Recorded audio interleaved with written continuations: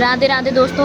आज आ गई थी हमारे गांव में आंधी बहुत तेज़ की, जिसकी वजह से हम सभी लोग बाहर आ गए थे क्योंकि इतनी भयंकर तूफान था कि पूछो मत। इतना भयंकर तूफान की वजह से कई जगह तो बिल्डिंग और कई जगह से पेड़ बहुत सारे तूफान की वजह से उड़ गए थे। यहाँ पे हम सारी सिस्टर्स थी, आंटी, हमारी चाचियाँ भी घर से बाहर निकल आई थी, तो हम लोग बाहर खड़े हुए थे। फिर उसकी देर बाद इन लोगों ने उद्यम किया।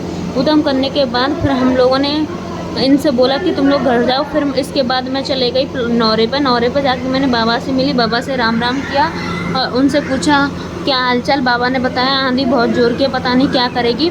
उसके बाद मैं और सांची पहुंच गए खेत में देखा तो सांची काम कर रही थी। सांची ने तरबूज लिया और तरबूज को देख रही थी कौन सा तरबूज आ गया है। फिर वहाँ पे भी बहुत तेज़ आंधी थी, तो इसकी वजह से हम ज़्यादा देर रुके नहीं। फिर हम वहाँ से रिटर्न हो ही रहे थे कि इतनी भयंकर आंधी आई कि मेरा दुपट्टा ही उड़ गया।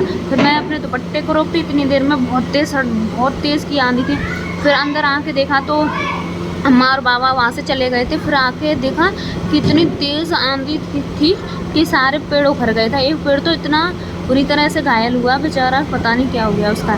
फिर हम लोग थोड़ा अंदर गए, फिर अंदर जाके देखा कि मिट्टी में थोड़ी देर मिट्टी के पास रुके और वहाँ जाके देखा तो आंधी की वजह से बिल्डिंग गिर गई थी। तो फिर हम लोग गए पेड़ों के पास। ये जो पेड़ दिख रहे हैं ये पूरी पापड़ी बोलते हैं जैसे, जो कि पूरी टूट गई है। टूटने के बाद फिर हम लोगों ने देखा कि चलो अब यहाँ से निकलते हैं, वरना ये पापड़ी अगर टूट के हमारे पास गिर गई तो बहुत ज़्यादा नुकसान हो जाए, कहीं लग ना जाए। फिर सांची और मैं वहाँ से निकल लिए। फिर उसके थोड़ी देर बाद हमने देखा कि अभी तो आंधी थम गई है। तो फिर आंधी थम गई तो हम उसके बाद निकले अपने ओपलों के पास। ओपले देखे तो अभी सही सलामत थे और भी वहाँ पर लकड़ियाँ रखी थी। फिर उसके बाद मैं घर पे आई और बाबा साहब से मिली, राम राम बोला और निकल गई घर के लिए। Thank you so much video.